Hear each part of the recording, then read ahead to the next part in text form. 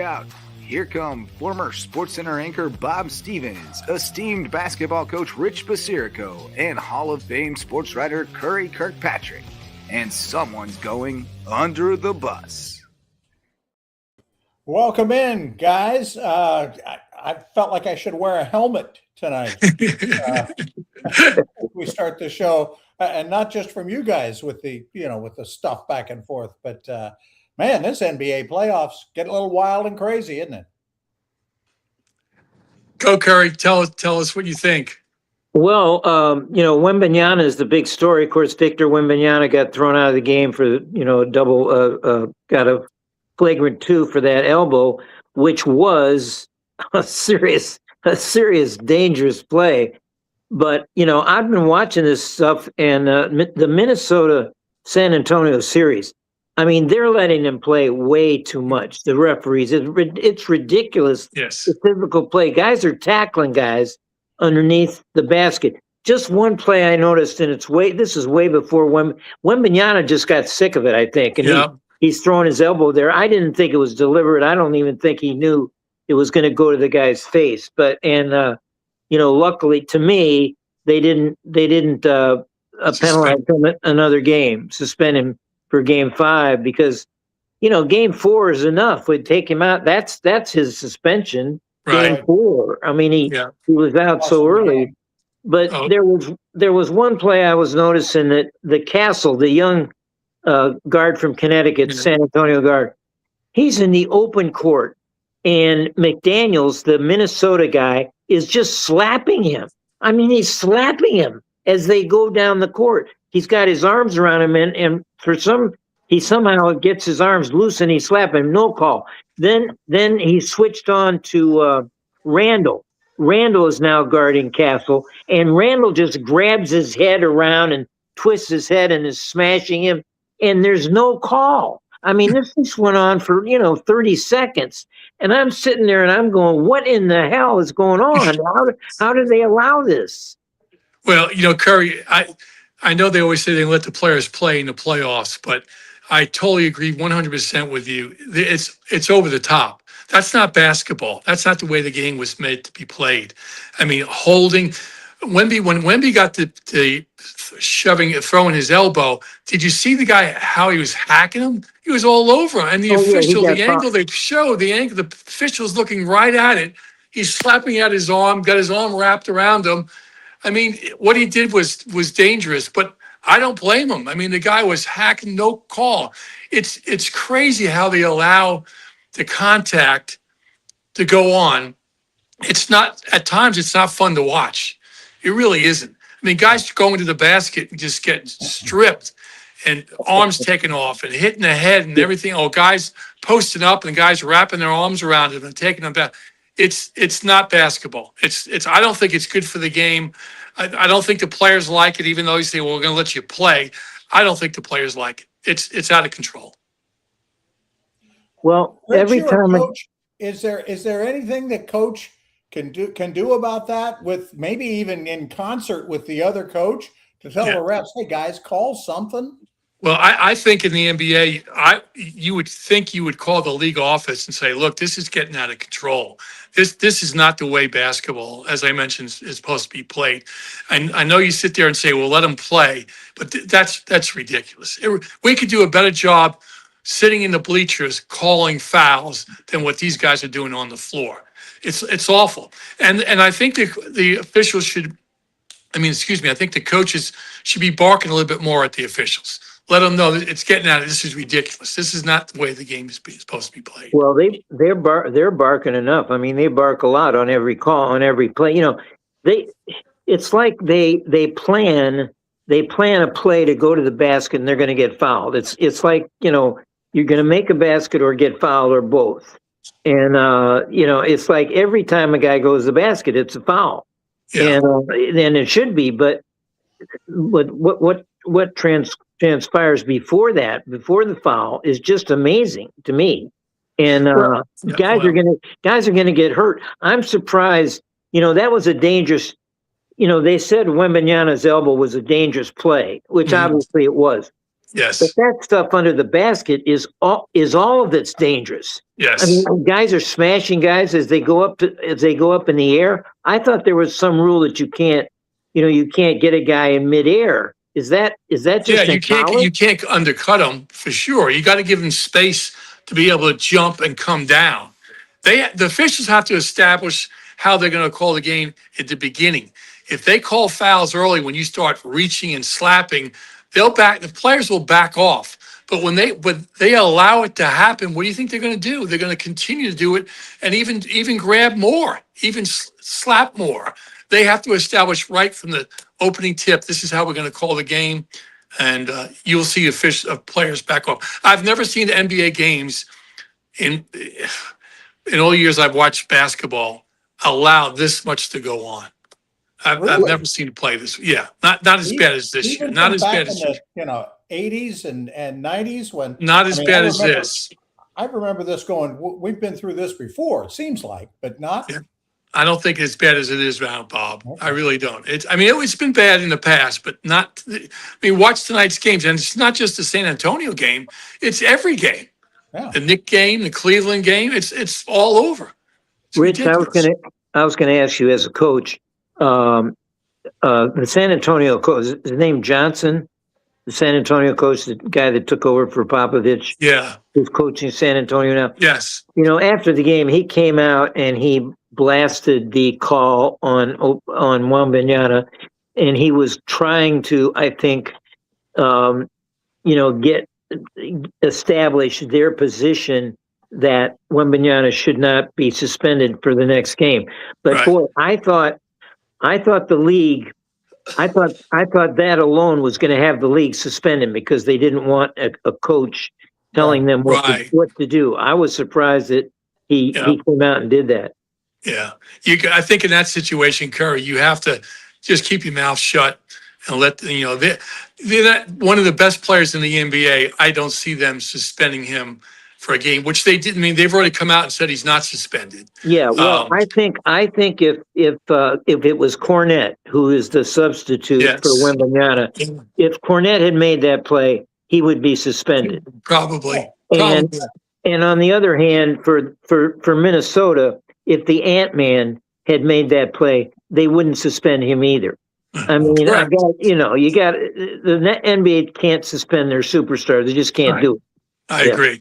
Yeah. Is tonight the last game of LeBron James's career? Yes. You think so? Oh boy. Well, I know it's the last game for this season. I can tell you that. He might come back. Who knows? He might come back. You never know. He might even go to Cleveland, Bob. I wouldn't be surprised if he went for Cleveland to end his career in Cleveland. He's not going to go out like this. He'll be back. Yeah, I don't think I agree with you from that standpoint, Curry. I don't think he wants to go out swept out of his last. I want to go back. I want to go back just one more thing to the Wembanyama thing because the ESPN guy Windhurst, who probably knows Wembanyama better than anybody. He was on the air today saying that Wembanyama went to the bench and he acted as if he did not know the rule, and he was sitting there, and he asked Harrison Barnes, Tar Heel, his teammate, what happened. He mouthed what happened. What does that mean? I think was the mouth. I'm not buying that at all. I'm not buying. He knows Windhurst said today that Wembanyama is the smartest young player he's ever met. He knows every rule. He knows everything about it. He said that was totally bogus. And Wembanyama acted as if he didn't know what happened. But he left. He didn't bitch. He didn't argue. Right. He got up. He left in a classy way. He left the court. He got a lot of he got a lot of kudos for that. By the way, I think he did a lot of praying. Go ahead, Bob. I was going to say, does this inspire San Antonio to? I think they could have won that game. They came back and went ahead by I think 6 or 8, and I thought down the stretch in the fourth quarter. But then the Ant-Man took over. Yeah. They had a shot, but I do think it motivates him, and I think he was praying going to the locker room that please don't suspend me for the next game. Now they go back to San Antonio. It's tied 2-2. I think San Antonio comes out of the gate and beats up on them tomorrow night. Literally or figuratively? Maybe both. Maybe both. I wonder if Wembanyama will back off a little bit, though. After what I happened. don't know. I don't know. Well, we'll see what kind of player he is. I don't think he will. Well, all right. We talked about those I've got it. You mentioned LeBron might be his last game. I'll tell you whose last game it should have been is the Sixers, and Embiid. And I got it. It's not just Embiid's play. He comes in the press conference after the game and has his little son in his lap the entire time. He's making his statement on the series, how he was satisfied, how he thought it was a successful season, because the standard is so low in Philadelphia now that he's not even going to ever play again. But he has what's the deal with his son in his lap all the time? The NBA should bar children from the players' children from the press conference. What is that deal? Why is his son in his lap? Curry, LeBron has his son in his lap I know. What is the deal? We got to put the kid in uniform then. That'll happen next. That'll be next. They got to make a rule. Well, how about talking about the 76ers? How about Paul George? You're talking about flopping. Here's a guy who's supposedly, and one of the respected as one of the better players in the NBA. And his last game, he had, what did he have? He had 7 points and 1 rebound. Well, how about Rich? It's so volatile. These professional athletes, their performances are so volatile. Paul George in game three, he had 15 points in the first quarter. 15 points in the first quarter. And what did he end up with? You know what he ended up with? 15 points. Oh, what is the deal? He's 0 for 9 the rest of the game. Right. I don't get it. I don't either. Don't get it. I don't either. I mean, he's one of those players. He's like Harden too. They're so inconsistent. At times they look so good. Like these guys are all pro. I mean, they're amazing, and then they stop showing up. Harden the other day, he's been averaging 8, 9 rebounds. I was following the game and looking at stats. He had no rebounds for 3 quarters, 0. How do you not get a rebound when you play that many minutes? Even the ball just falls in your hands. And when he gets upset, he stops shooting. He stops shooting like a little baby. Yeah. James Harden I couldn't believe this. James Harden has been in the league 17 years. Wow. And he's made the playoffs every single year. I mean, that's something. And the other night, the first 2 games in Detroit, he was awful. He was doing James Harden stuff. He had more turnovers than 7 in the first game. He had more turnovers than baskets in the first 2 games. And then in game 3, he goes crazy in the fourth quarter, gets 9 points, and he's the hero, makes 3 clutch shots. What is – I don't get it with these guys. I don't get it. At that level, you should not see a swing like that. You really should. Yeah. They are enigmas. Hey, let's talk about your Knicks for a minute, Rich. I mean, right now they look like giant. I know. The league. What's going on, guys? I did not see that coming. I really did, especially when OG hasn't played in the last 2 games. I think part of it is them playing extremely well and playing together as a team, and the bench guys really doing a good job. The 4 guys coming off the bench have produced offensively and defensively. But part of it is that Philadelphia didn't come to play. I mean, I'm going to give the Knicks a lot of credit, but they did take Philly out of their game. But man, Philly has some talent. They really do. And they got Boston, didn't they? Yeah, and they didn't show up. How do you not show up? Especially when you go home and playing. Well, you sit there and go, well, they're playing in front of their fans. Do you realize that there was a security guard that said, and I was going to use this under the bus at the end, but I'll do it now, that 90% of the people in Game 4 were from New York. Yeah, you could hear it. 90% of the people were from New York, wearing orange and blue. Yeah. How does that happen? Because the Sixers sold their tickets. They sold their tickets. And the Sixers put up no fight whatsoever in several of the games. They just died. They just don't play. And everybody was criticizing Philly, not a sports town anymore. But the Flyers, who lost in 7 games they lost in overtime to Carolina. They got a standing ovation from their fans. So, because they fought to the end of the game. Yeah. Whereas the Sixers are like little babies. They go home. I mean, it's just unbelievable how bad they were. Now the Knicks, I think that series says more about Philly than it does the Knicks. Yes. The Knicks are not going to get. They're going to get a little bit more competition in the next round, whether it's Detroit or Cleveland. And if they make the finals, and if they have to play Oklahoma City, under the bus and all these people who doubt Oklahoma City, it's ridiculous. Well, I don't doubt Oklahoma City. They're good. How good they are. Really good. And their starting team, they're missing the number 2 player, Jalen Williams. They don't need him. They don't even need him. He's on the bench and he gets more TV time. He's on the bench with his outfits and he's jumping up and down all the time. He never plays. And they keep saying, "Oh, when does he come back?" They don't need him at all. They have all these guys come off the bench. I'll just name 3. Isaiah Joe, who at Arkansas was the best shooter in college basketball. He comes off the bench and makes threes for Oak City.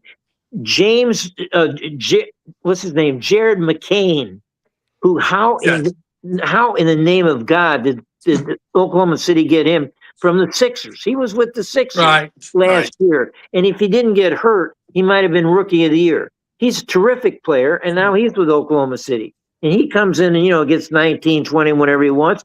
And who is this guy, A.J. Mitchell, who now starts for them? Yeah. I mean, he's a Belgian that played at UC Santa Barbara, for God's sake. And they got him, and he starts now. They offered him more money than North Carolina.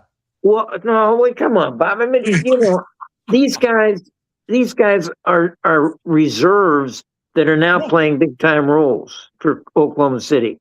It makes all the difference in the world. When you have a strong bench, it makes all the difference in the world. Yeah. And by the way, Oklahoma City has 2 picks in the first round of the NBA draft. Wow. Yeah. Let's talk about that for a minute. Let's move to that's the last sleazy lottery apparently we're going to have, right? Because they're going to outlaw tanking next year. I'll have to see that to believe it. Yeah. But how about the first pick? Who are they taking? The kid from Brigham Young. The Bonds of Brigham Young. But he says he wants to stay in Utah. So Utah has the second pick. So I'll tell you, the sleazy teams that tanked all year, the worst one was probably the least honorable team was probably Memphis Grizzlies. Yes. Because in the final 13 games, they lost 12 of them by double digits, including a 46-point defeat to Utah, which was also tanking itself. And they were like playing random strangers off the street. And for their efforts, Utah earned the second pick, and Memphis got the third pick. Yes. So, they earned it. How about the Pacers? I mean, I know they had injuries, but they tanked it too, and they ended up losing their pick, right? Because they weren't in the top 4, so they're number 5, and I think they forfeited that pick to the Clippers, I believe. Clippers have 5. Yeah, number 5. What is the deal? All the top college players were there, and they made this lottery thing into a TV show. Yeah, but none of the players know where they're going. They all were there with their moms on Mother's Day, and the ESPN gal would go over to interview, and the mom would stand up, and they wouldn't ask any questions to the mom. So the mom stands there while she's interviewing the son. But what is the deal? Why? I don't know. It makes no sense. They have no idea. You said the kid from Brigham Young wants to go to Utah. He doesn't have a choice. It's not like you can sit there in the NBA and go, I want to go play here. Well, he could do what Elway did and what the Manning kid did. I guess he could do that. But, the biggest one is Peterson. They're the ones that, Peterson go first. I think any NBA team taking Peterson in the top 5 is nuts for the amount of stuff that all the games that he missed. I mean, I think what he missed 17. He missed 11 games So he probably missed a third of his season, plus other games where he took himself out of the game. That's the guy you want to draft? I don't get that. I really don't. At least the lottery. Go ahead. At least the lottery show showed us that the Boozer family is not exactly peaches and cream, because Cameron Boozer sat with his mom, Cece, and Carlos, his father, former NBA player, was way off in the stands somewhere. He was nowhere near anything. They shot him. So, and I remember, at Duke games, you never see their mom. The Boozer mom was never shown. It was always Carlos. So, I gotta figure out some. The commercial's great. By the way, the two brothers do the commercials. Yeah. And who's going to call Dad? I love that commercial. but the Boozer, it's all a bunch of dookies. But what is the deal about the representatives from each team are sitting up there, to wait the lottery pick, and they're vice presidents and daughters and wives and assistants to the secretary, and they're all looking like they hate to beat it. It's all gloom. It's all gloom. They're all gloomy sitting there. Yeah. It's like they hate being there. And even John Wall, when Washington gets the pick, he wasn't even, he didn't even care. He didn't care. It wasn't like it was a big deal. And, Vince Carter, Tar Heel, came over from NBC to represent the Brooklyn Nets. So he was sitting up there, and they got the 6th pick, and he was scowling the whole time, and they kidded him about it when he came on the set the next day at the on the set of the game. But it's ridiculous. They sit there and nobody cares. I don't get it. They're trying to make it. They're trying to. And AJ DeBonsa, he could be less interested in the picks. He didn't care where he was going because he's going to end up in Utah. Imagine the pressure on Utah to now have to trade somehow figure out how to get him. Now they got to get him. Yeah, that's where they can make it. And they got the 2nd pick. Well, they could trade the 2nd pick and one of their players to Washington. Somebody like that. Well, Washington needs a lot of help. Washington's got Anthony Davis and Trae Young. Yeah. And with DeBonsa, they might make a run if DeBonsa goes to Washington. Anthony Davis he's got to play for somebody else next year, doesn't he? Doesn't he? The tour, the Anthony Davis. You mean street clothes? Well, he'll be in street clothes doing it. Yeah, street clothes. Yeah, the street clothes tour. Hey, I had a bigger picture question I want to ask you guys about the draft. We will do that when we come back. We got to take a break here. We haven't done that yet. But we're going to throw some other people under the bus, probably from the Washington Wizards. Stay with us.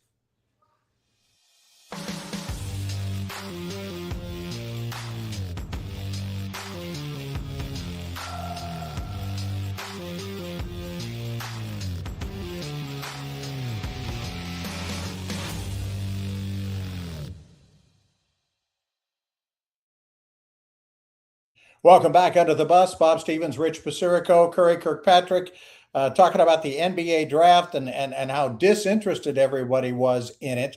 It's going to happen, I think, next month? June 23rd. June 23rd. Wow, Rich is plugged in. Rich is really plugged in. Knicks probably have a pick somewhere in there. Yeah, a late pick, but finally they do have a pick. I mean, the last couple of years they haven't had any, so they finally do have a pick. But let's see what happens with that. Oklahoma City has number 12 and number 17. Wow. Do they take them or do they package that up and give it to Washington for number 1 so they can have another great player? I would package that and move up. I really would. Don't you think? I mean, how many get one great player? They'll get a good player at 12. Well, they'll get 2 good players at 17. I understand they want the kid from the 7-foot kid from Michigan, Mara. Oh. That's who they're pinpointing. They think he'll drop down to there and he'd be a perfect, substitute center come in because they love these tall guys. Yeah. The other mock draft I saw, the one I have seen, has them taking him at 12 and having taken another guy from Michigan at 17. Oh, wow. So there you go. I'll figure it out. That that is an organization that is obviously pretty darn well run to create the situation they have. Well, I want to change. Can I change sexes here and go to there was only one incident or activity that was worse than the NBA lottery, and that was the WNBA ring ceremony in Las Vegas. I don't know if you saw this joke, but the Showgirls. The Las Vegas Aces, who are the champions, they were given their rings before their game with the Phoenix Mercury, who they beat last year in the finals.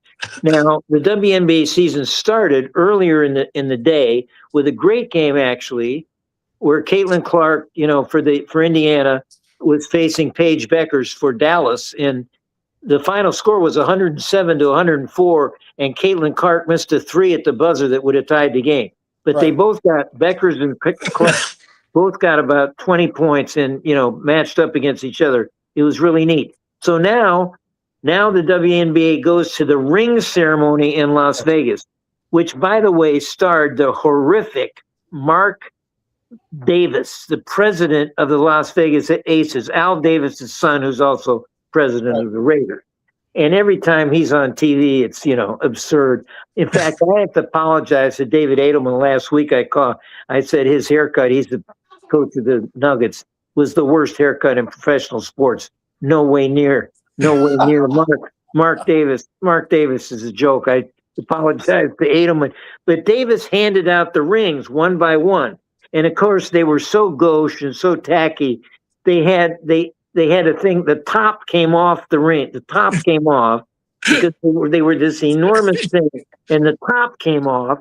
So now, as Davis said, you could wear the ring to go out to dinner with the top off because it wouldn't interrupt your eating on your. How stupid is that? It's so ridiculous. You get to pour some liquid in there. I mean, since the top is off, can you pour in a little?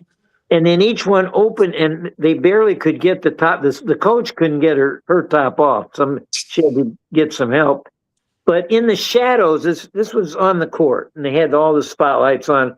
Standing over in the shadows, wearing a red baseball jacket, was another president of the Las Vegas Aces and the Las Vegas Raiders named Tom Brady. And I kept looking at the camera. I said, "Is that Tom Brady? Is that Tom Brady?" And nobody ever mentioned his name. Wow. The announcers didn't mention him. Mark Davis didn't mention him. He's standing in the shadows like an idiot doing nothing. I mean, it's the first time it's got to be the first time Tom Brady was overlooked like that. Yeah, it was overlooked. Yeah. I mean, Since the NFL draft, you would think the girls would be impressed that Tom Brady was there at their ring ceremony. These are these women basketball players.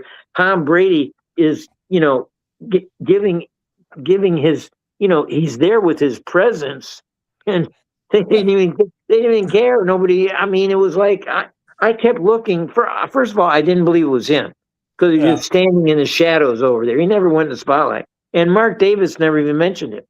It was just. And after, let me give almost props to the WNBA, though. What's that? Are you finished with Mark? Well, no. And then they played the game. Okay. And the Mercury won 99-66. Ooh. What are you talking about? And Aja Wilson, who's the best player in the WNBA, plays for the Aces, said that she wished, no kidding, she wished the ceremony was after the game, that they shouldn't have had it before the game. But then they'd have needed to win the game to make it to make it. I would want to. But she was probably thinking about how gaudy those rings were, and she probably was never going to wear it. Well, I mean, some of these rings that these guys have, the Super Bowl, and they're so humongous and so ugly looking. Why would you ever wear that thing? This was the worst. You should have seen it. It was like a little crown. And then obviously the top came off so you could even actually wear it. Rich, you and I got those out of the Cracker Jack box. Exactly. Were they like, like special superhero That's rings? right, for sure. You could take the top off. And That's where Mark Davis got the idea. I wanted to give the WNBA almost props for starting the season on Mother's Day. I'm thinking, you know what? That would be a great way for them to have a niche. NASCAR does not run on Mother's Day for a reason, and they could participate, the whole WNBA thing, have everybody play on Mother's Day as the opening of the season. And I don't know. There are some promotional opportunities there that I'm sure people smarter than me could figure out and make happen. I'm surprised they didn't make a deal out of it. That'd be really nice, but then they have to make another rule: no ring ceremony, and the network should bar Mark from showing Mark Davis ever, just showing his face ever. Get him out of here! Oh my God! Hey, let's take another break before we come back. We're going to talk a little bit more about the NCAA. We mentioned it last week a little bit about the NCAA hoops. We got a little more structure now as to what they're going to do. We got some NFL talk and even a little baseball. And we'll throw some other people under the bus. Stay with us.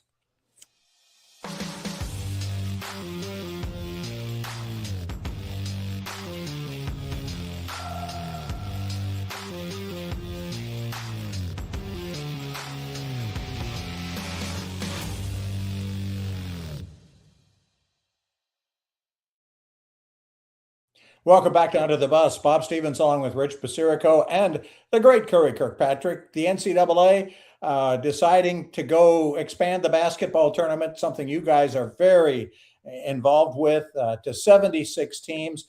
They have now added that how they're going to do this with a 2-day thing in 2 different cities with 3 games in each city each day, to take the 12 lowest at-large seeds and have them play each other, and the 12 lowest seeded automatic qualifiers will have to play before they get into the 64.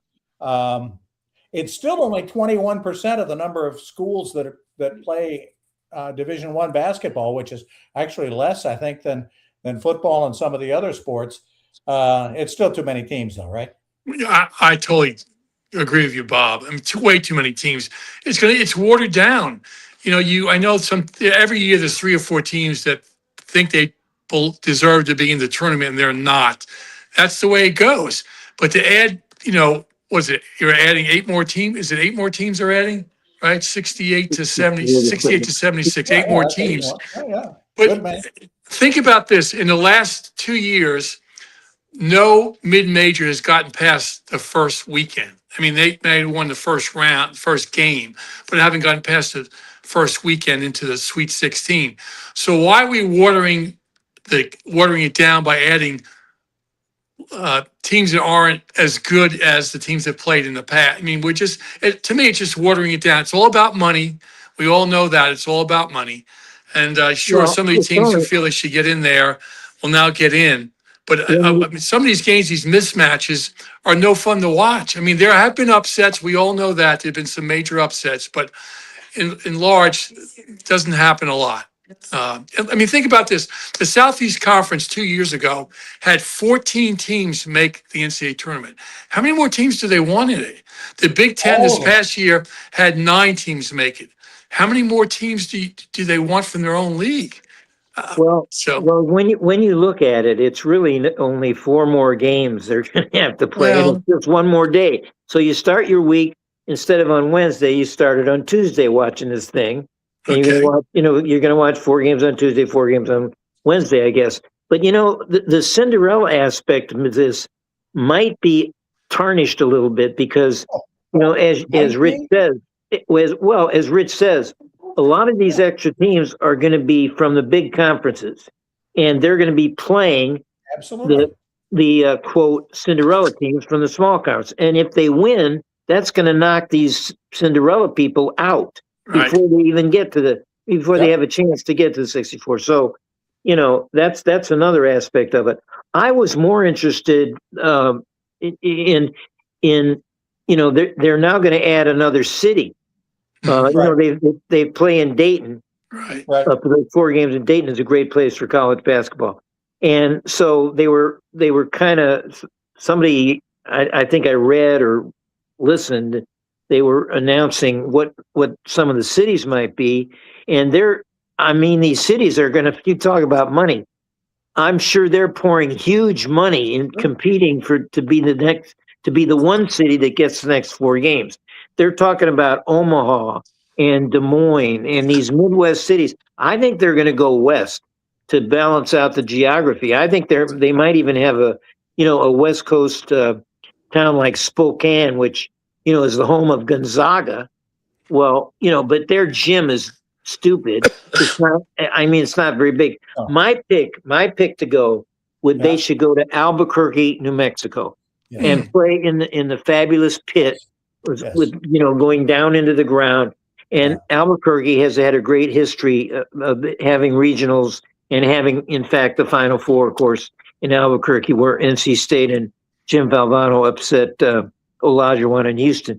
Albuquerque's had a great history in the NCAA. That's where I think they should go. That'd be. I think that's a great pick for a second city for that, because Albuquerque may or may not be in the line to get regionals now. Now regionals are going to even bigger. Yeah, bigger arenas. Yeah, bigger. Well, but I mean, the Pit's a good sized arena, but places with more hotels and places with more that kind of stuff. Say, I want to backtrack a minute, and I'm the one who always gets upset when you guys do it, but I'm going to do it so you guys can be upset with me.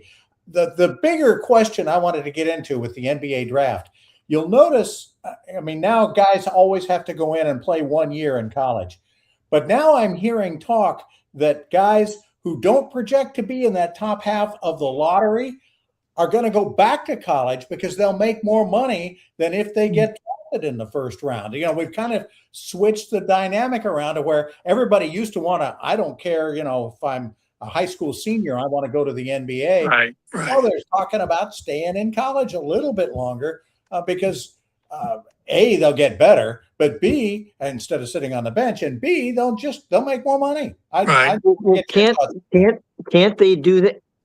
Can't they still do that this year? They can, but they haven't. I mean, I don't think I've seen it happen. Well, I'll give you an example. I'll give you an example because I'm close to it. Otario Versar, our big center. Yeah. He was projected second round for a lot of at the end of the year, a lot of the time.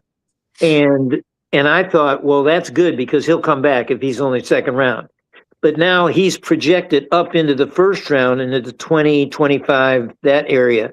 And that area is automatic money, right? It's automatic big money, even if it's late in the first round.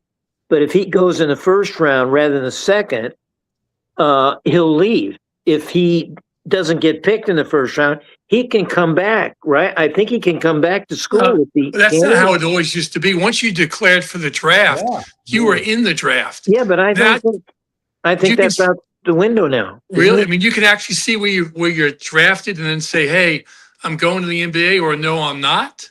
I thought there's still that opportunity, but maybe not. Maybe that rule is still in there, Rich. Yeah, it certainly should be. It certainly should be. Yeah. I like the idea of them staying longer in college. I mean, obviously, I don't like the idea of them getting a lot of money, but I love the idea that some of these guys who are one and done now are at least playing maybe 2 years, even 3, because it's fun to watch them. You got your Tar Heel guy that you love watching play, and hopefully he'll stay another year or 2. And yes, they can make more money, Bob. There's no doubt about it. Well, speaking of Tar Heels, our guy Baycott, who played like about 8 years, he went back extra years, Bob, every year. I mean, he could have been drafted. He could have gone twice, I think it was, and he came back to school because he was going to get more money. Where is he now, Curry? From North Carolina, probably the F League. I don't know. Who's that? He's coming back to Carolina for another year. I wish he would. We need him. Hey, a couple other things we need to touch on. The NFL, this was really quiet. I'm surprised there wasn't more made of this when it happened. The NFL settled its deal, came to an agreement with the referees. We will not have bogus referees, and they came to a deal. The NFL gets a little more off-season access to the referees. They get to create a pool of reserve officials in case some of their guys kind of wash out. And they get to create a formal training program that'll have these guys doing mini camps, doing training camps, and that kind of stuff, which all sounds good. And the refs rolled over just because they're going to get paid more. So I thought that was interesting and a smart move by the NFL. And absolutely, that's great. And more training doesn't hurt, right? We can always get better at what we do. Should be. And I also read today, it looks like the schedule comes out on Thursday, the complete schedule. Everybody knows what teams they're playing, but everybody does not know when. And I read something today, Giants against Dallas. Sunday Night Football first correct. game. Yeah. First Sunday night game. Yeah. So and then you also talk about Dallas, Philly on Thanksgiving. Yeah. Dallas, Philadelphia. Good stuff. Last guys under the bus. Got any ideas? Yeah, I have Aaron Boone of the Yankees. They've been playing so well. They got swept. They got swept by the Brewers. First time they got swept by the Brewers since 1989. Just the way he handled the bullpen, it was awful. You know, he brings in his closer, pitches a great inning in the ninth. They're tied. They go extra innings. Do you think he brings them out? No. He said his reasoning was because on Tuesday, this is Saturday now, on Tuesday, he pitched 35 pitches. So he still has Wednesday, Thursday, he has 3 days off, but he didn't want to use them. So what happens, they bring in somebody else that gets beat. They get beat by a home run. They got beaten, come from behind, got beat by 3 bad games. He didn't handle the bullpen at all. Not all. So Aaron Boone under the bus. Okay. Well, while the Brewers were sweeping the Yankees, yes, my Cardinals were about to go a game ahead of the Brewers. Cardinals led San Diego 2-0 in the ninth. We have our closer. Our closer's name is Riley Chung-Young O'Brien.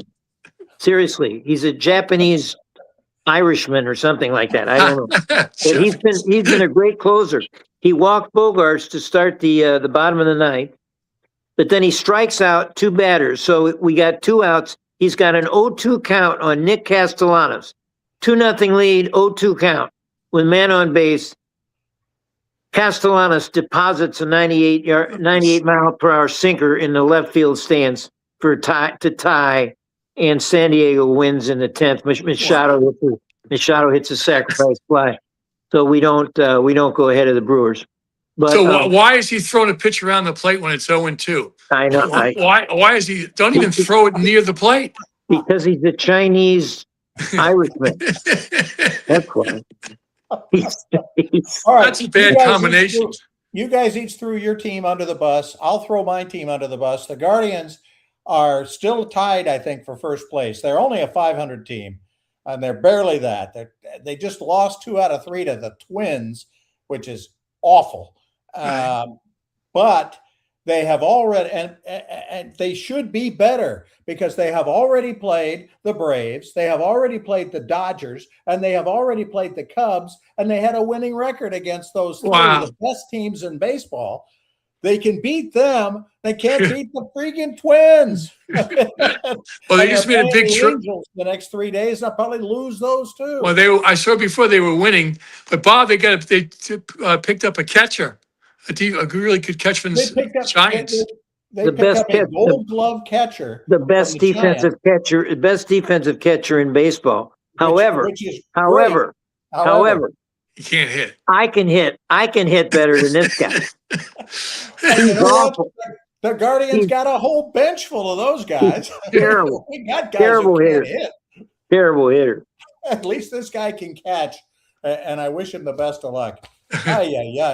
Great discussion. Good to chat with you guys. We got a whole bunch of other people we didn't throw under the bus this week. I'm sure we'll get a chance at them again next week. Let's go get them. Thanks a lot to all of you. Thanks, everybody. Listen, we appreciate it. For Rich and Curry, I'm Bob Stevens. Take care.